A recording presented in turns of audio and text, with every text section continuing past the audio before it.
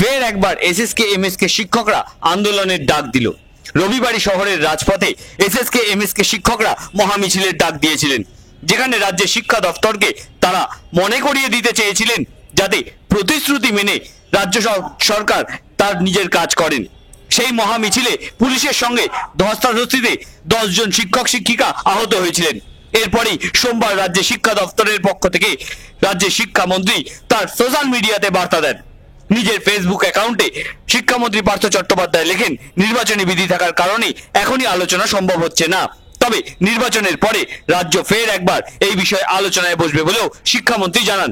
সেখানে SSK MSK সংগঠন শিক্ষক ঐক্য মুক্ত মঞ্চের নেতা মইদুল ইসলাম রাজ্যকে নির্বাচনের পরে আর 1 সপ্তাহের সময়সীমা দিতে রাজি হয়েছেন।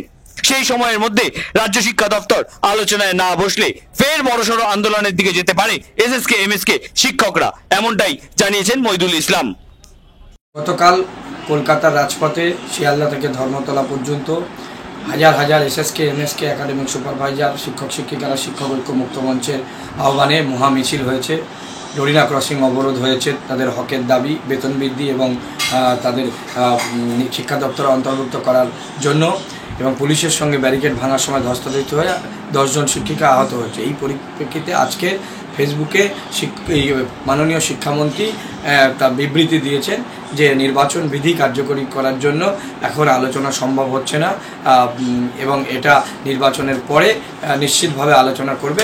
সেই বার্তাটা পাওয়ার পরে শিক্ষক ঐক্য মুক্ত মঞ্চের রাজ্য সম্পাদক হিসাবে আমরা মনে করছি যে এটা আন্দোলনের একটা সাফল্য, যে শিক্ষামন্ত্রী বিষয়টা মানবিকভাবে দেখেছেন। কিন্তু তার সাথে সাথে মনে করছি 1 তারিখ থেকে 1 মার্চ থেকে 7ই মার্চ যখন উন্নয়ন ভবনের সামনে টানা ধর্না হয়েছিল, তখন মাননীয় শিক্ষামন্ত্রী এবং রাজ্যপাল আশ্বস্ত করেছিলেন যে বেতন বৃদ্ধি হবে এবং শিক্ষা দপ্তরে অন্তর্ভুক্ত করবে। সেই ধর্না প্রত্যাহার হয়েছিল।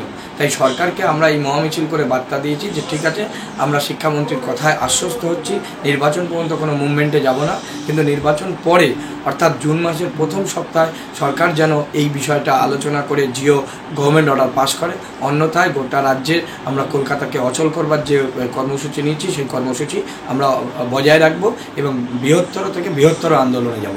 এবং শিক্ষামন্ত্রীর আজকের এই পোস্ট থেকে আপাতত আমরা এটা ইতিবাচক হিসাবেই দেখছি।